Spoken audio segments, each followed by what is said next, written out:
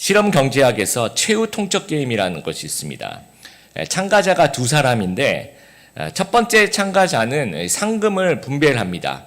예를 들어서 뭐 100만 원이면 나는 얼마 너는 얼마 이렇게 분배를 하고, 두 번째 참가자는 내가 받겠다 아니면 내가 거절하겠다 이 말만 하면 되는데, 받겠다 그러면 받으면 되지만 나는 받지 않겠습니다 라고 얘기하면 둘 다 못 받는 겁니다. 그러니까 예를 들어서 보통 이제 이렇게 되면 위험 부담이 있으니까 분배하는 사람이 나는 50 갖고 당신도 50을 가지십시오 그러면 받겠습니다 하면 둘 다 50을 갖는 거예요. 내가 60을 갖고 당신이 40을 가십시오 그러면 그래요 받겠습니다 그러면 이제 둘 다 받습니다. 근데 어떤 사람이 나는 90을 갖고 당신은 10을 가십시오 10만 원을 가십시오 그렇게 얘기하면 상금이 100만 원이면 이제 공짜로 10만 원이 생기는 거잖아요. 그런데도 불구하고 대부분 거절을 합니다. 그래서 이 치유 통적 게임을 보면서 사람들이 이제 우리 느꼈던 교훈이 뭐냐면, 인간은 결코 합리적이지 않더라라는 겁니다. 원칙대로 꼭 움직이는 것은 아니고 어떨 때 보면 감정에 휘둘리는 비합리적인 주체더라라는 결론을 내리게 됩니다. 오늘 본문에 나오는 이 한 가족, 이삭과 리브가와 에서와 야곱 이 가족도 좀 비합리적이고 감정적이고 꼼수가 난무한 드라마로 보면 이제 아침 드라마와 같은 그런 모습을 보여주고 있습니다. 그래서 오늘 본문을 보면서 한 노래가 제 머릿속에 떠올랐습니다. 가수 임재범의 너를 위해. 가사가 대충 이렇습니다. 내 거친 생각과 불안한 눈빛과 그걸 지켜보는 너, 아마도 전쟁 같은 사랑, 뭐 이런 가사입니다. 그래서 오늘 이 주제에 잘 맞는 대사가 아마 전쟁 같은 사랑이라는 말이 아닐까 생각합니다. 인간이 만들어낸 어떤 편애와 욕망과 그 거짓, 그러면서 일어나는 실수의 연발들, 그래서 삶을 더 힘들게 하는 모습들을 우리가 바라보게 됩니다. 그래서 가족들 사이에 벌어지는 그 인간적인 실수를 우리가 한번 살펴보고, 그러면서 그 가운데 주시는 교훈들 우리가 좀 살펴보면서 우리의 신앙생활을 좀 돌아볼 수 있는 그런 시간이 되었으면 좋겠습니다. 첫 번째로, 믿음이 없으면 마음이 조급해지고 판단력이 흐려지고 결국엔 일을 망친다라는 겁니다. 믿음이 없으면 마음이 조급해지고 판단력이 흐려지고 결국엔 일을 망친다라는 겁니다. 이삭이 마음이 조급해지면서 판단력이 흐려지고 일을 망치는 모습을 우리가 볼 수가 있습니다. 앞서서 우리가 창세기 27장을 보았지만 창세기 25장 17절에 보면 이삭의 이복형이 있습니다. 하갈에게서 낳은 이스마엘이 137세에 이제 죽는 장면이 나옵니다. 그리고 이삭하고 이스마엘은 약 한 14년 차이 정도 되죠. 근데 그 후에 한 10년쯤 지났을까요? 그러니까 아마도 지금 그때 이스마엘 형이 죽었을 정도의 나이가 된 거예요, 이삭이. 그런데 여러분 1절에 보세요. 이삭이 나이가 많아 눈이 어두워 잘 보지 못하더니, 눈이 갑자기 흐려진 겁니다. 나이가 많아서. 그러면 이게 덜컥 겁이 나는 거예요.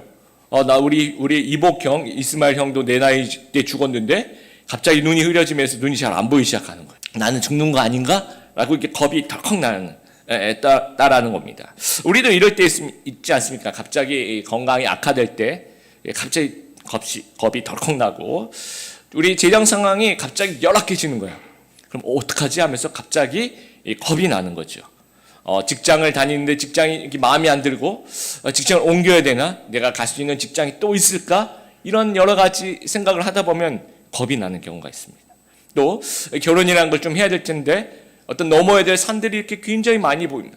눈앞이 깜깜해지는 겁이 나는 경우가 있습니다. 근데 이제 겁이 날 뿐이라는 거예요. 그러니까 이삭이 눈이 정말 점점 어두워지니까 잘 보지 못하니까 굉장히 내가 죽을 것 같아서 겁이 나는데 실제로 요때가 형 이스마엘 나이쯤 됐으니까 한 137세 정도 되었다라고 보는데 실제로 그러면 이삭이 몇 살까지 살았냐? 180까지 살게 됩니다. 그러니까 지금 이 시점부터 한 40년 더 사는 겁니다. 그러니까 이게 겁먹지 말아야 될 문제라는 거죠. 우리가 어떤 삶의 어떤 상황을 부딪히게 될 때 이러면 어떡하지라고 겁을 먹게 되면 마음이 조급해진다라는 겁니다. 그러니까 마음이 조급해지면 이 판단력이 흐려지는 거예요. 그러면서 이제 실수를 하게 됩니다. 그래서 원래 장자권의 그 공식 계승을 하려면 축제를 열죠. 연회를 열어서 마을 사람도 초대하고 온 가족이 모여가지고 이제 축제하는 그 도중에 그 하이라이트가 되었을 때 여러분 제가 이제 나이가 많으니까 우리 아들한테 물려줍니다 이러면서 이제 어떤 그 뭐 왕은 아니지만 이런 비슷한 행사를 진행해야 되는데 그렇게 하지 않습니다. 그렇게 하지 않고 에서를 부릅니다. 그래서 대규모 잔치를 벌이는 것이 아니라 에서에게만 자 에서야 잠깐만 너 일로 와서 사냥을 하라. 이것도 좀 생뚱맞죠. 집에 뭐 염소와 양과 소가 얼마나 많은데 사냥을 해서 뭘 잡아와서 뭐 음식을 만들어서 그걸 먹고 내가 너에게 살짝 축복해 줄게 이렇게 얘기를 하는 겁니다. 그러니까 왜 에서만 살짝 불렀을까요? 아내 리브가와 야곱을 완전히 제외시키는 겁니다. 아마도 이제 그 아들 사이에 있었던 그 붉은 죽 사건, 장자권을 이제 팥죽 한 그릇에 팔아먹는 그게 좀 걸렸을 수도 있고요. 아니면 임신했을 때 큰 자가 작은 자를 섬기겠다 이제 그런 예언을 듣고 그게 좀 찜찜했을 수도 있어요. 그리고 이제 이 아버지는 이 에서가 제 마음에 드는 거예요. 남자답고 사냥도 잘하고. 예. 그래서 당연히 뭐 그런 여러 가지 있었지만 당연히 이제 아들한테 장자한테 물려줘야 될 것 같은데 내가 막 대규모 이렇게 크게 가족들한테 얘기하고 그러면 뭐 이 사람도 반대할 수 있고 저 사람도 반대할 수 있으니까 인간적으로 동의가 안 되는 거예요. 빨리 치우고 싶어 하는 거죠. 그리고 막 눈이 흐려지니까 좀 있으면 죽을 것 같아요. 그러니까 이제 인간적인 생각을 이것도 어떻게 보면 꼼수죠. 정상적인 방법이 아닙니다. 인간적인 방법을 쓰게 됩니다. 그러니까 이삭은 이렇게 하면 안 되고 이 상태에 이제 하나님께 기도해야 되죠. 하나님 갑자기 눈이 어두워지고 기력이 쇠한데 하나님 저 어떡하죠? 우리 아들한테 물려줘야 될 텐데 누구한테 물려줘야 될까요? 장남한테 물려줘야 될까요? 차남한테 물려줘야 될까요? 그럼 하나님 뭐라고 얘기하시겠어요? 지금 안 죽는다. 한 40년 더 산다. 아마 그렇게 그런가요? 하면서 이제 그렇게 기도하면서 하나님께 물어보고 그러면서 지나가야 되는데 믿음도 없고 기도도 없는 그런 행동을 보여주고 있다라는 겁니다. 아내 리브가도 마찬가지예요. 그 소식을 5절에 보세요. 이삭이 그의 아들 에서에게 말할 때 리브가가 들었어요. 자, 이걸 보면서 이 여성들의 그 놀라운 정보력 다시 한번 생각해 보게 됩니다. 그래서 국가정보 그 기관에서 이렇게 그럴 필요가 없어요. 이제 우리나라에서 일어난 일은 동네 아줌마들한테만 물어보면 모든 일을 다 상세하게 알고 있습니다. 설마 이런 것까지 알고 있을까 싶을 정도로. 그래서 임신 중에 들은 예언이 있잖아요. 그런데 갑자기 장남 에서에게 축복을 하겠다는 얘기를 어떻게 들은 거예요. 뭐 정보원이 있나 봐요. 하여튼 다 들려요. 그래서 마음이 조급해지는 거예요. 야, 이거 이래가지고 큰일 나겠다 싶어서 이제 일을 꾸미는데 이런 얘기 있지 않습니까? 뛰는 아빠 위에 나는 엄마 있다 라고 얘기하는 것처럼 어떤 사기극이죠. 이 총연출을 리브가가 하게 됩니다. 그래서 9절, 10절 뭐 염소를 갖고 와서 염소 새끼를 갖고 오라 그럽니다. 그래서 염소 왜 하필이면 소도 있고 양도 있고 그런데 왜 염소 새끼일까? 염소가 제가 인도네시아 단기 선교 갔을 때 염소 잘하는 집이 있다 그래서 이제 가서 먹어봤는데 상당히 맛있습니다, 여러분. 그래서 또 가자고 저만만 있었던 게 아니라 우리 같이 갔던 보통 우리 청년들이 그 고기에 대해서는 뭔가 좀 이렇게 일가견이 있습니다.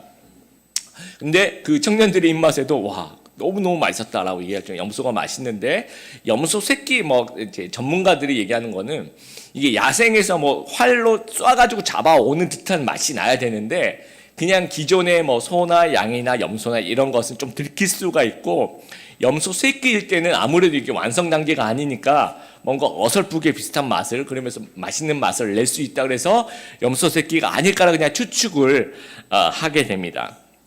그래서 이제 염소끼 갖고 와서 이제 그거는 요리를 하고 그 털로 이렇게 막 변장을 하는 거죠. 이런 어떤 사기극의 총연출과 시나리오를 이제 리브가가 쓰게 됩니다. 그래서 여기서 우리가 한번 생각해 보아야 될 부분이 뭐냐면 하나님의 일은 하나님의 때와 하나님의 방식으로 진행해야 된다라는 겁니다. 한번 따라해 볼까요? 하나님의 일은 하나님의 때와 하나님의 방식으로 진행해야 한다. 목적도 옳아야 되지만 수단도 동시에 옳아야 된다라는 겁니다. 리브가가 어떤 여인입니까? 여러분 아브라함의 그 믿음을 판박이처럼 이렇게 믿음을 계승한 사람이 이삭이 아니에요.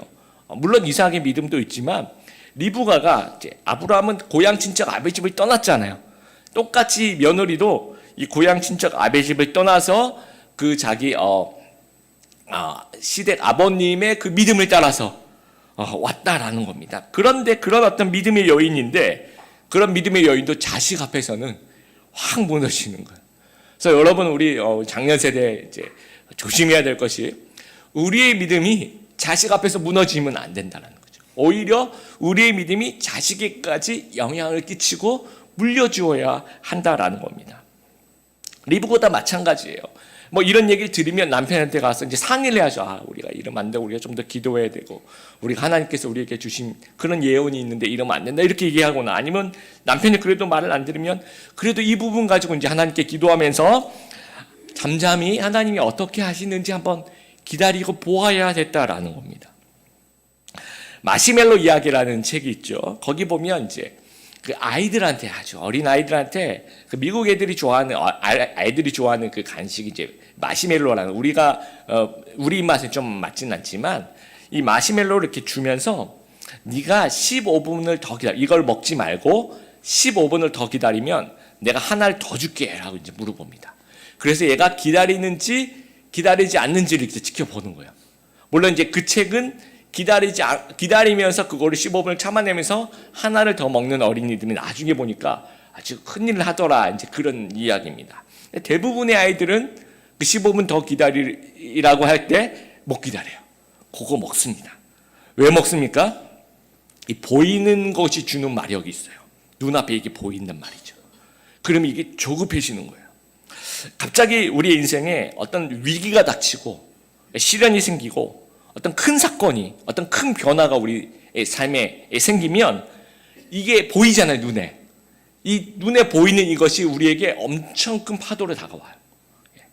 그래서 우리의 마음이 조급해지고 이 판단력이 저하된다는 겁니다. 그래서 눈에 보이는 대로 행동하게 돼요. 또 체감하는 대로 대응을 하게 된다는 겁니다. 이렇게 하면 실수할 수 있다는 얘기예요. 그리고 우리가 보통 하나님과의 관계가 안 좋을 때, 그러니까 평소에는 친밀하게 이제 하나님과 관계를 가져갈 때는 그렇지가 않아요. 좀 기다릴 수 있는 여유가 생기는데 하나님과의 관계가 안 좋고 또 친밀함이 없을 때, 친밀하지 않을 때, 믿음이 없을 때는 성도지만 뭔가 지름길에 손을 대는 겁니다. 꼼수에 좀 손을 대보면 어떨까 이런 생각이 막 드는 거예요. 그러니까 하나님의 방식이 아니라 내가 머릿속에 막 떠오르는 그 방식으로 하면 이 모든 문제를 풀 것 같은 그런 생각이 든다라는 겁니다. 그래서 우리 신자들은 일단 하나님 앞에 나아가야 된다는 거죠. 기도하면서 또 하나님과 대화하면서 또 하나님과 묵상하면서 믿음으로 기다릴 수 있어야 된다라는 겁니다. 두 번째는 내가 아닌 모습으로 살지 말자라는 겁니다. 하나님의 약속은 분명히 야곱에게 있었어요. 뱃속에서 25장 23절의 말씀처럼 큰 자가 어린 자를 섬기리라라고 이야기를 합니다. 그래서 뭔가 이삭도 좀 이상한 거예요. 그래서 18절에 보세요. 계속 물어봅니다. 야곱이 아버지에게 나가서 이제 변장을 하고 나왔죠. 내 아버지여 하고 이제 부르니 이르되 내가 여기 있노라 내 아들아 내가 누구냐라고 물어봐요. 아버지가 이 변장하고 온 야곱에게 내가 누구냐라고 물어봅니다. 그랬더니 이제 19절에 뭐라고 대답합니까? 야곱이 아버지에게 대답하되 나는 아버지의 맏아들 에서입니다라고 물어보는 거죠. 그리고 24절에 보면 이삭이 또 이제 좀 찜찜한 거예요. 아무래도 다시 물어봅니다. 이삭이 이르되 내가 참 내 아들 에서냐? 그랬더니 그가 대답하되 야곱이 대답합니다. 그러하니이다. 그렇습니다라고 얘기를 하는 거예요. 여러분 거짓말과 연극을 하는 거죠. 사냥한 고기를 이렇게 갖고 와서 이거는 그러니까 사냥한 고기가 아닌데 염소 새끼인데 갖고 와서 사냥한 고기라고 이제 드시라고 갖고 오고 그 다음에 이제 막 손에 이렇게 막 자기 그 형에서는 이렇게 털이 많은 사람이니까 이걸 만질 수가 있으니까 이쪽에다가 어설프게 이렇게 털을 이렇게 붙이고 또 이제 아버지가 영이 사니까 내 아들아 입 맞추자라고 얘기하는 것은 이제 가까이 가서 냄새를 맡아보겠다라는 거. 이제 그럴 줄 알고 이제 어머니가 그 형 옷을 이제 입힌 겁니다. 그럼 형 옷에 그 형의 땀 냄새와 그 독특한 그 형의 냄새가 이제 있으니까 이삭이 냄새를 맡으면서 이게 에서구나. 목소리가 좀 이상하지, 감기 걸렸나 보다. 에서인가 보다. 이렇게 생각한다는 거죠.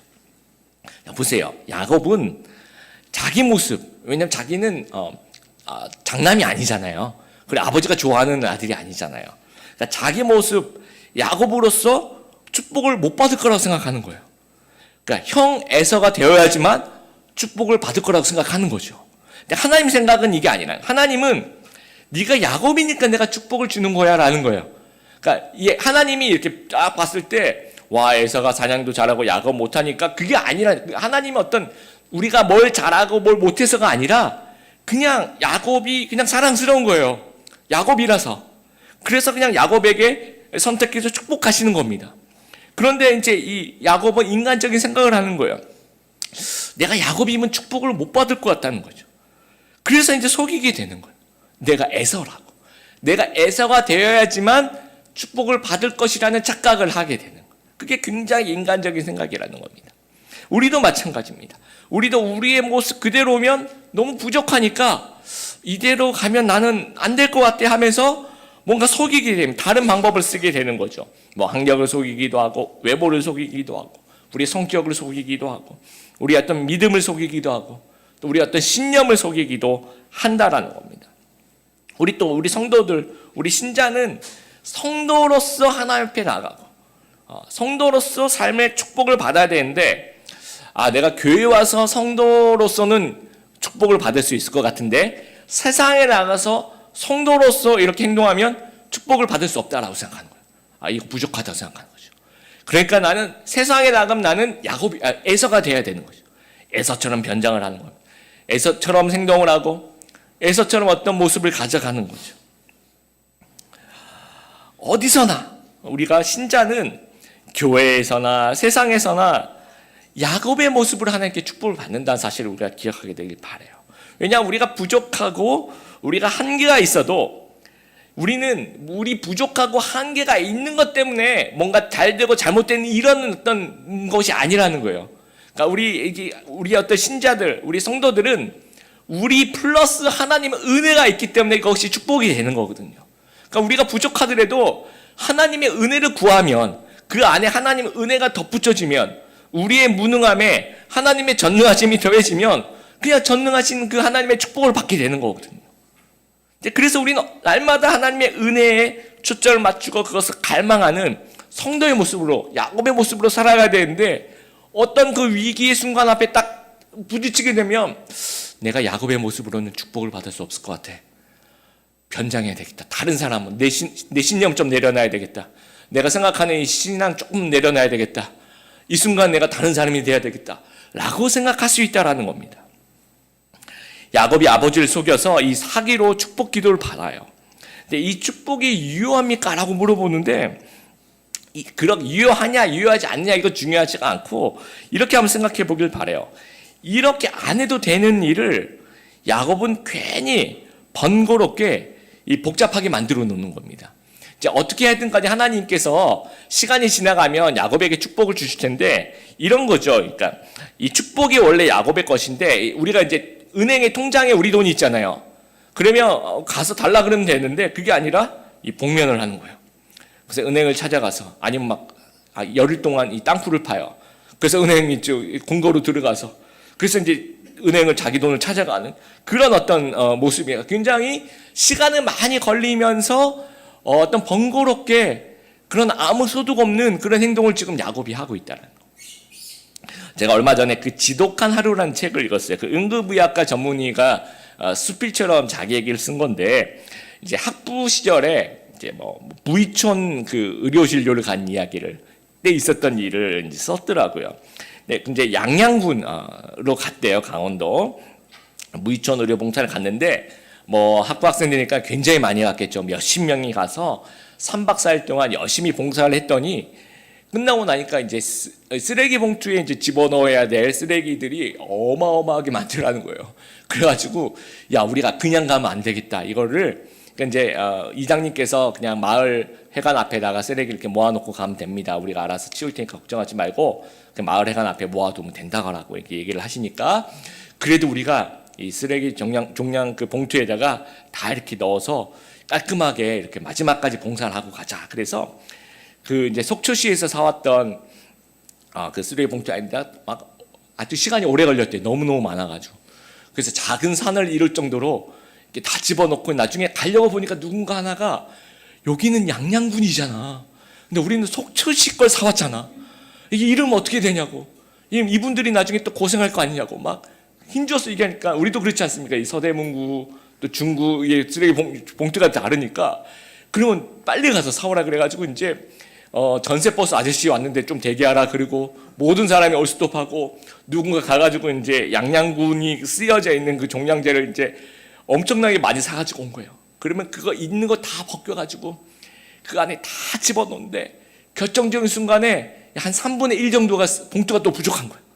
그럼 다 모두가 다 올스톱하고 있는 상태에서 다시 차를 갖고 고개를 몇 개 넘어가지고 또 거기 가서 또 없어서 또 옆집 가고 그 근처에 있는 모든 어떤 그 마트를 가서 그 쓰레기 종량제 봉투를 들고 와서 그 안에 다 집어넣고 다 이렇게 이렇게 작은 산을 정말 우리가 수고했다. 정말 많은 시간이 걸리고 노력을 했지만 이장님께 인사를 하고 이장님 그럼 저희가 이제 잘 가겠습니다. 그랬더니 이장님이 뭘 이런 걸 이렇게 해놓냐고 하면서 그걸 들고 그 옆에 있는 그 군 불을 뗀 데다 다 집어넣더래요. 그래서 이게 뭔지 이렇게 보니까 그냥 그 당시에 그 양양군 고 동네는 뭐 종량제 봉투 이런 거 안 하고 그 어떤 불에다가 다 집어넣어서 태운다는 거예요. 그러니까 어떤 봉투를 썼든지 봉투를 안 썼든지 전혀 상관없이 그냥 불에다 집어넣는 건데 하루 종일 그 뺑뺑이를 돈 겁니다. 그래서 아무런 어떤 소득 없이 그리고 이제 집에 갔다는 거죠. 지금 이런 일을 지금 야곱이 하고 있는 겁니다. 안 해도 될 일을 힘들게 하면서 20년 동안 여러분 굳이 이런 인지적인 사기가 아니었어도 하나님께서 다른 방식으로 이루어 가실 수도 있어요. 그러니까 이삭이 에서에게 축복하려고 할 때 하나님 잠깐 스톱을 하게 하신다든지 아니면 나중에 이제 하나님이 더 큰 축복을 야곱에게 허락하신다든지 하여튼 하나님은 주권자시니까 어떻게든 할 수 있는데 안 해도 되는. 그래서 이제 창세기 47장에 야곱이 이제 바로 앞에 나가요. 그러면서 이제 네 나이가 몇이냐 이렇게 바로가 물어보니까 이렇게 얘기합니다. 나그네 길의 세월이 130년입니다. 이러면서 그 뒤에 뭐라고 얘기했냐면 험악한 세월을 보내었나이다라고 얘기. 본인 입으로 험악한 세월을 보냈다라고 얘기를 합니다. 그 여러분 알다시피 이 사건이 있고 난 뒤에 도피를 가는데 그 도피 동안 20년이 지나서 다시 고향으로 돌아와요. 그리고 이미 고향으로 돌아왔을 때는 어머니 리브가는 이 세상에 없어요. 그러니까 이때가 지금 어머니 제일 마지막으로 보는 겁니다. 얼굴을. 그리고 형 에서와는 여러분 잘 알다시피 원수가 되는 거예요. 그리고 그 돌아왔을 때 아버지는 이제 살아 계셨지만 그 이삭이 야곱이 20년 후에 다시 돌아왔을 때는 이삭에 대한 성경의 기록은 전혀 없습니다. 그러니까 우리가 추측해 볼 때는 아버지와 소원해졌을 거라고 생각을 하는 거죠. 그러니까 이 믿음이 없는 삶은 뭐냐면 삶이 번거로워요. 뭔가 내 힘으로 하려고 뭔가 살아보려고 애쓰는 삶은 뭔가 있는 것 같은데 결국 돌아보면 제자리라는 겁니다. 고생한다라는 겁니다. 그래서 여러분 에서와 야곱의 어떤 극과 극의 모습을 한번 보세요. 에서는 정말 무관심해요. 지금 이 가족들이 어마어마한 어떤 알력 다툼과 이 머리싸움과 소리 없는 전쟁터가 벌어지고 있는데 유일하게 아무 생각이 없는 사람이 지금 에서입니다. 투명인간이에요. 투명인간 완전히. 영적인 무슨 일이 일어났는지 몰라요. 사냥하러 갔다 그래서 오니까 갑자기 집안이 난리가 나 있는 거예요. 그리고 야곱은 어떻게든지 너무 극하게 너무 어떻게든지 다른 사람이 되어서라도 축복을 받아보겠다고 인간적인 실수를 막 저지르는 겁니다. 이 극과 극의 모습 다 잘못되었다라는 거예요. 우리는 하나님의 축복은 믿음이라는 그릇에 부어주신다라는 거예요. 따라하겠습니다. 하나님의 축복은 믿음이라는 그릇에 부어주신다. 그래서 우리 받을 준비가 안 돼 있으면 이 받을 그 믿음의 그릇이 준비가 안 돼 있으면 하나님이 주시려고 해도 못 주는 거예요. 지금 야곱은 하나님의 축복을 받을 준비가 여러분 보시기에 안 되어 있다라는 겁니다. 그래서 신앙도 실력이 필요하다라는 거예요. 믿음의 실력. 그 실력을 키우기 위해서 고난을 준비하는 거예요. 그래서 이제 외갓집 바단 아람으로 이제 가게 됩니다. 바단 말 이제 여기 이제 지명 이름 바단 아람인데 제가 볼 땐 여기는 실미도 정말 고난의 훈련소로 무슨 일이 벌어질지 모르고 잠깐 갔다가 피난하고 다시 와야지 이렇게 가는 길에 20년이 걸리는 겁니다. 조앤 롤랑스는 그 해리포터 시리즈 중에서 이 해리포터와 불의 잔이라는 이제 네 번째 시리즈가 있어요. 거기 보면 이제 트리 위저드라는 대회가 있는데 세 가지 이제 대회를 통해서 이제 1등을 뽑는데 시합 종목 중에 하나가 이제 미로 속에서 어떤 그 뭐 불의 잔인가 그걸 이제 잡으면 되는 거예요. 그러면 우승을 하는데 그 미로 속에 들어가면서 이제 주의사항을 줍니다. 뭐라고 주의사항을 주냐면 자신을 잃어버리지 않도록 조심하라. 그래서 갑자기 미로에 자신을 잃어버리지 않도록 조심하라. 이게 무슨 말일까? 길을 잃지 마라. 그렇게 얘기하면 되는데 자신을 잃어버리지 않도록 조심하라라고 얘기합니다. 근데 이제 계속 이제 그 장면을 보면 일단은 이 길이 안 보이니까 혼란스러워요. 그리고 겁이 납니다. 겁이 나고 동시에 다른 사람보다 내가 이 어떤 대회에서 우승해야 되겠다라는 욕심이 훨씬 커지는 거예요. 미로 속에서. 왜냐 앞이 안 보이니까. 그래서 원래 나를 잃어버릴 수 있다라는 겁니다. 그러니까 우리의 인생이 이러는 거예요. 거대한 미로 속을 우리가 걸어가고 있습니다. 끝이 안 보입니다. 혼자 있는 것 같아요. 그런데 내가 누구랑 경쟁하는지는 잘 모르겠지만 엄청난 경쟁이 나에게 있는 것처럼 느껴집니다. 그래서 내가 가만히 있으면 뭔가 뒤처지는 것 같고 뭔가 자꾸 해야 될 것처럼 그런 압박이 우리 속에 계속 주어지고 있는 사회 속에 살아가고 있다는 겁니다. 그런 속에서 공포와 욕심이 계속해서 우리를 주위를 맴돌고 있는 거예요. 그때 나를 잃어버리지 않도록 조심해야 된다라는 거. 그래서 우리는 이런 고백이 필요해. 하나님, 나는 야곱입니다. 나는 하나님의 은혜가 있어야지만 살 수 있는 그런 존재입니다라고 고백해야 된다라는 거. 제 경우에도 마찬가지입니다. 김주영 목사, 제가 저를 볼 때 너무너무 부족해요. 그러니까 제가 이 부족함을 타개하기 위해서 막 정말 유명한 목사님들, 막 오카노 목사님처럼 제가 행동하거나 아니면 굉장히 제가 존경하는 뭐 다른 훌륭한 목사님들처럼 제가 그런 뭐 말투도 그렇게 한다든지 아니면 뭐 그런 행동을 한다든지 이래서 애서가 되어서는 하나님의 축복을 받을 수가 없다는 거예요. 저는 부족하니까 제가 할 일은 뭡니까? 하나님 붙잡는 거죠. 하나님, 전 너무 부족합니다. 하나님의 은혜가 없으면 하루도 살아갈 수가 없습니다. 그래서 하나님 꼭 붙잡는 그런 야곱이 되게 하여 주시옵소서. 이렇게 해야지 하나님의 축복을 받을 수 있다는 거예요.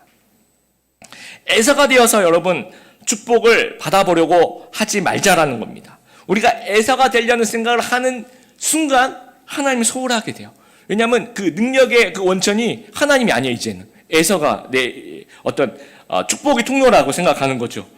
내가 생각하는 그 세상적인 방법이 축복의 통로라고 생각하는 거예요. 뭔가 내가 어떤 재주가 있어야지 그것이 축복의 통로가 된다고 생각하는 거고, 내가 어떤 그 세상적인 아주 묘수, 꼼수 이게 있어야지만 어떤 축복의 통로라고 착각을 할 수 있다라는 겁니다. 그것이 아니라 우리 축복의 통로는 하나님이라는 사실을 우리가 고백하는 거예요. 그럼 우리의 부족함과 더하기 하나님의 은혜가 있으면, 우리의 무능함에 하나님의 전능하심이 더해지면 그 가운데 축복이 있다는 사실을 우리가 꼭 기억하게 되기를 바랍니다.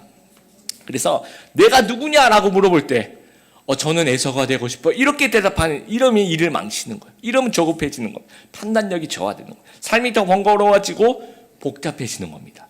내가 누구냐라고 물어볼 때 정말 저는 부족한 야곱이지만 날마다 하나님의 축복을 구하고 날마다 하나님의 은혜가 없으면 도저히 살아갈 수 없는, 하나님 없으면 정말 살 수 없는 그런 존재입니다. 그래서 제가 날마다 하나님께 나아갑니다 라고 고백하면서 하나님의 축복을 받는 귀한 믿음의 사람 다 되시는 우리 드림의 교회 성도님들 되시기를 주님의 이름으로 축복합니다.